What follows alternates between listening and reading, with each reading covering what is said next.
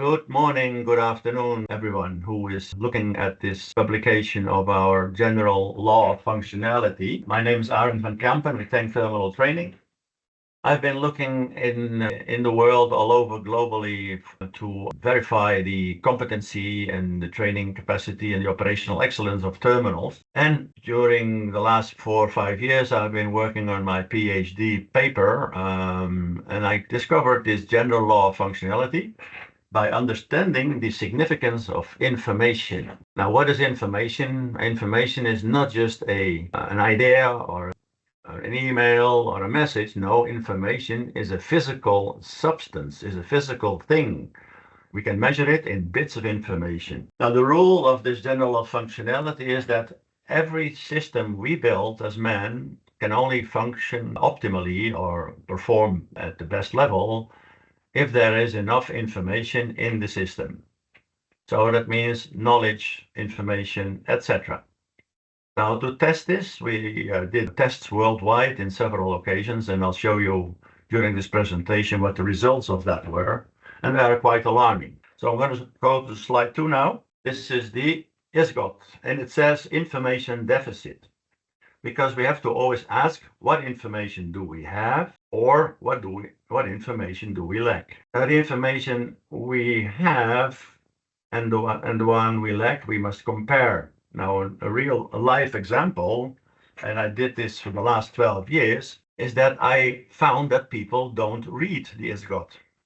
They are doing the wrong things right. Why? Because they did not verify them in the ISGOT, in the guidelines, to check if they were correct or not. So it's better to do the wrong things right than the right things wrong, right? So it is a possibility now that because we don't read, we are copying what others told us to do. But those people who tell us to do what we have to do, they don't read either. So there is a potential gap of information. An example is that I checked the ship shore safety checklists in maybe 50, 60 terminals worldwide, and all of them were filled in wrongly. Why? Because they did not read, nobody read the instructions from, for example, ISGOT chapter 21 and 25. So they did the things because they were taught to do it in a certain way, but apparently that was not the correct way because they did not read the manual. This is an information gap. Now we measured this worldwide, and we took 5 terminals. You see on the screen 5 batches, and we collected the data by testing a training team before the training and after the training. And you can see the post-training test scores and the pre-training test scores and the information growth in yellow. This is kind of significant because when we see a team before training them and after training them, there's a big difference. So training of them, informing them is crucial. And when they do not read anything or do not follow the manuals and the guidelines, then they may do the wrong thing right. And this is, of course, very risky. This is a risk exposure. So think about your competence yourself and check with your team if your team has read the ISGOT, or at least the chapters that are relevant to their operations, their day-to-day operations.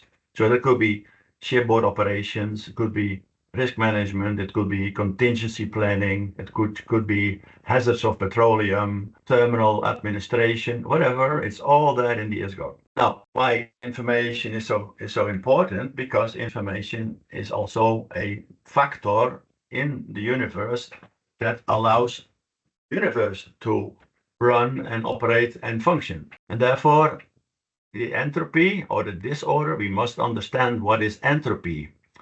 Now, it's also it is understood a lot as disorder and also understood as uncertainty.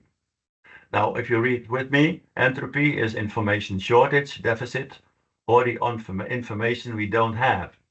This is a law of physics. We'll use this law to always try to collect as much information as possible to prepare and work with. Always try to ask the maximum number of questions so you'll have the maximum number of choices. The mathematician von Förster said that. And mass, and you see the 3 lines, meaning the equivalence principle. So mass is equivalent to energy, and energy is equivalent to information.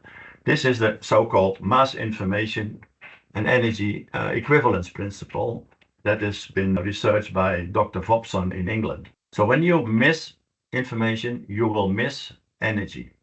Mass would be your terminal, matter, the material world needs energy, but also the relationship with information that's overlooked. Now, another science that behind here is the science of cybernetics. Science and control of governance in the animal and the machine is the full sentence. Cyber is based on the Greek word kuber. Kuber is meaning the guy who steers the ship, the photo, the pictures you see. Now it's meaning to steer or guide with information we call feedback. It's a control mechanism to guide a system and always best suited to environmental conditions. Of course, we need to understand where we are, what is the environment, what are the risks from the environment. Now, to emphasize this cybernetics system, feedback system, I will now show a presentation included that explains the working of the cybernetical feedback system. So we have a input, information, and output. Input is the idea that we have, and output will be the goal that we are seeking. This can only be established when we allow all feedback information during our course towards the output, because the system output is coupled back to its input. So information input, we want to do something. Output, the result or the goal, can only be achieved by feedback mechanism. The feedback consists of positive feedback. The problem with positive feedback that it's misunderstood often as good feedback. It is not good feedback. It is an enforcement feedback. For example, financial system, we control it only by making and printing more money, but it is only positive feedback that will lead to inflation. So positive feedback must always be corrected by, because it amplifies disturbances, increases the entropy. But when we have negative feedback to correct it, we can then stabilize the system and decrease the entropy. So positive feedback is okay until it has to be corrected by negative feedback. And this is how we reach our destiny, our goal, and how we improve our operations. The system can then be stabilized. Here you can see an art of steering picture. You see a course towards a destination. We have to steer by information, by feedback, towards the goal, towards the end. For example, a port, we go by ship and we steer with information about the weather, about the wind, about the depth of the water, about the current or the tides. That is the basic of cybernetical control. Information is needed by feedback mechanism to reach a goal. If for example, a tanker will ignore the information about the weather or the depth of the water, you know what happens. It will not reach its port. This also applies to what we do in our operations. So the law of requisite variety, that's a law that is by a cybernetician, Ross Ashby. It says, it means that in cargo transfer management, only enough variety in your system can absorb or control health and safety risks originating from outside variety. Now, it really means that all the risks from outside and inside for the terminal, for an operation, for a refinery, can only be controlled if we build enough variety within the system, within our operational system. This can be done by feedback. The information is fed into the system to allow the system to adjust and learn constantly. Building variety, that means building capacity, capability, knowledge, information, tools, health and safety, environmental regulations, and so on. Example of requisite variety. This is the H2S beeper. Everybody should wear one in a hazardous environment. So we are informed information about potential hazards, risks. Variety again. So think of more things, add to the requisite variety that can use to prevent risk. Let's discuss. You see here on the left, there is a pedestrians walk, people crossing the street, and you see the green light to go, and above there you see the second counter, that the person has so many seconds enabled to be safely crossing the road. In the middle picture, you see a green line on the sidewalk.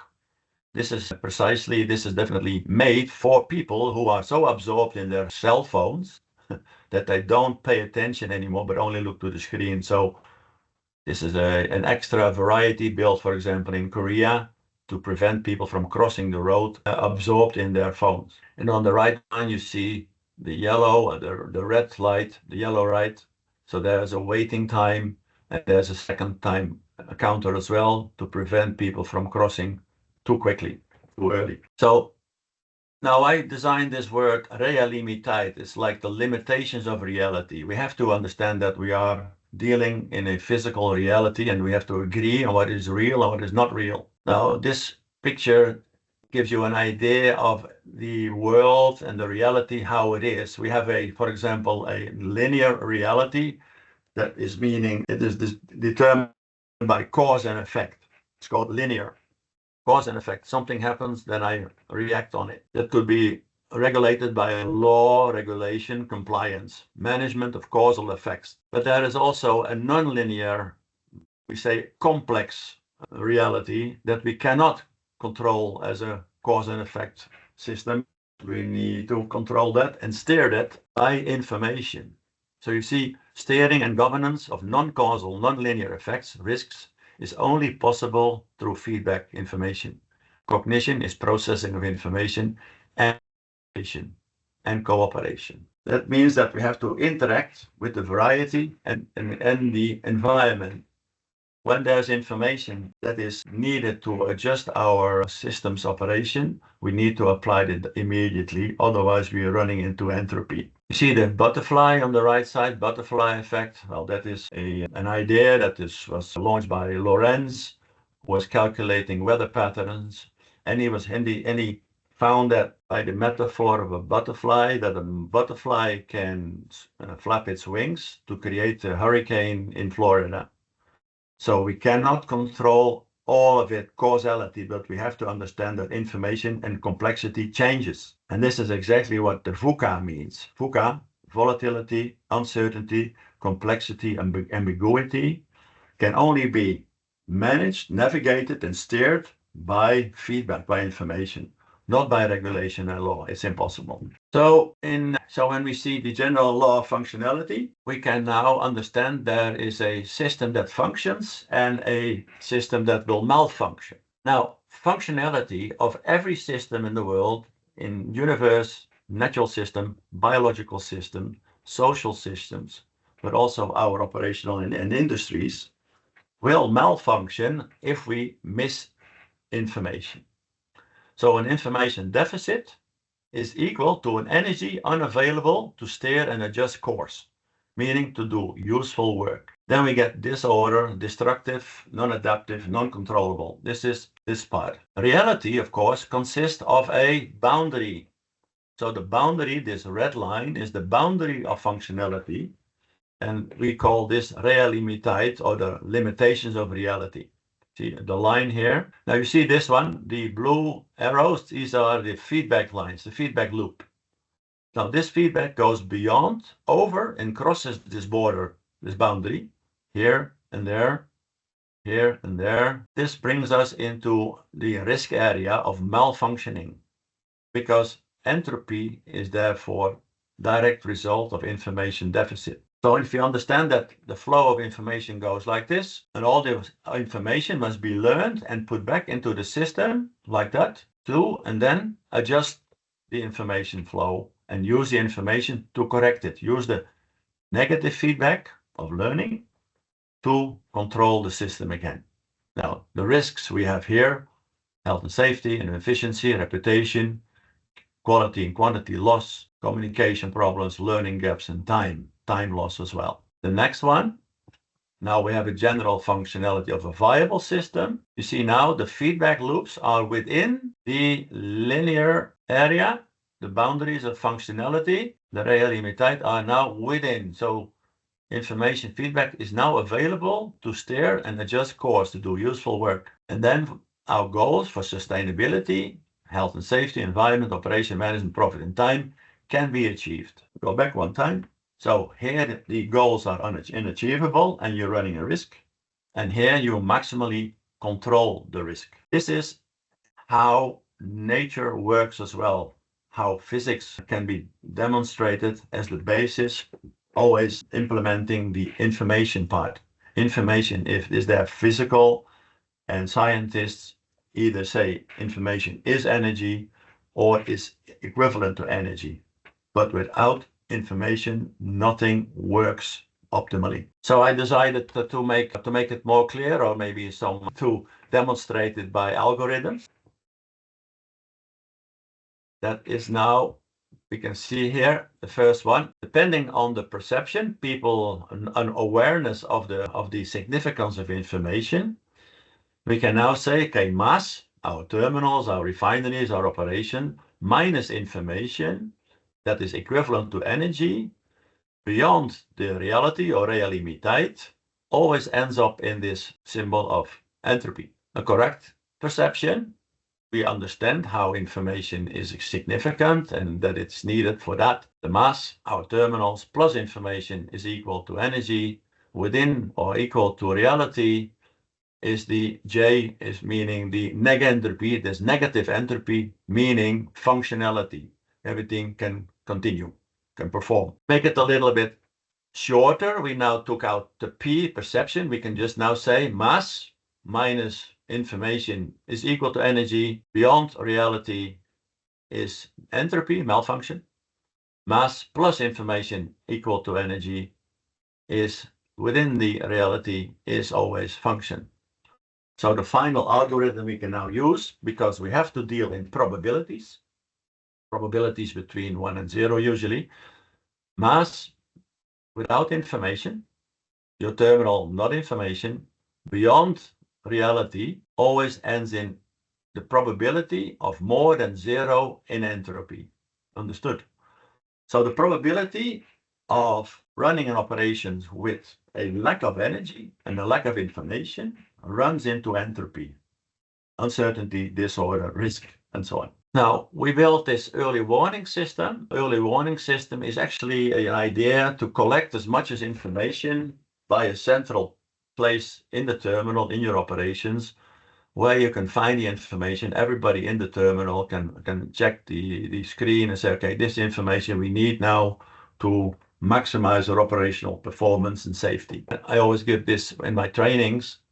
For example, when a phone on Jetty 3 doesn't work, now the action plan is ordered to be done. It said red cross, not yet. You know, running the date to be planned is 29 to 30 November. But now I ask you a question. Can you really safely operate from the jetty a ship that is alongside there, cargo transfer, cargo loading or unloading, without proper communication possibility? Now people say, well, we have a radio. Yes, of course, but we need a backup system as well, because this is according to the guideline. We need 3 system backup: verbal, telephone, walkie-talkie, and so on. So when there's a gap there or there's a risk there, we should immediately repair it, not in a month's time, not in 3 weeks time, today. Another one, for example, the last one, this one, the sewer system blocked at tank number 5, the sewer system. Now, can we use that shore tank? In many terminals, they are using it without cleaning the sewer system. What if you have an overflow? Well, then the oil is not going into the oil water separator, but it's going into the ground, or it's flowing into the soil next to the shore tank. Of course, then you have a pollution problem. So these things are information, and only by direct and real-time correction, by negative feedback, we can then prevent the risks of escalating. For example, another one is leaking valve. Sump on jetty 1 is leaking. It's just dripping down, and before you know it, in a week time, it's going to be a flow, and a bucket is not enough anymore to collect it. We need to repair it immediately. So therefore, now this webinar is intended to convince you that information gaps are probable. We measured it, we verified it by testing, and that you should do and could do more about managing the information gaps and learning. The most dangerous mistake we can do is a mistake or an error of omission, that we do not do the things we should have done or ought to have done and could have done. So we are offering now information, competency testing and training for your operations, admin, commercial, health and safety, maintenance, supervisor and management. This can be done online or live in your terminal, because it is important also that before we create, design a training for you, that we understand what are the risks at your terminal first. So we always advise you to allow us to do an assessment first and then design the training based upon the assessment for saving of time and make it more effective. This is my friend from Colombia, ex-captain, offshore ship-to-ship transfer, offshore loading, who I talked with in Colombia. So he was kind of happy that we've done this live training on the ship in the terminal, because I think that is the best way to go. And I do not advise our clients to automate everything, because automation makes people lazy, and too many checklists. The checklists become the goal and the purpose and not the safety anymore. So this was my short webinar. I hope you enjoyed it and find it useful. We'll tape this and we'll post it on YouTube. Thank you very much.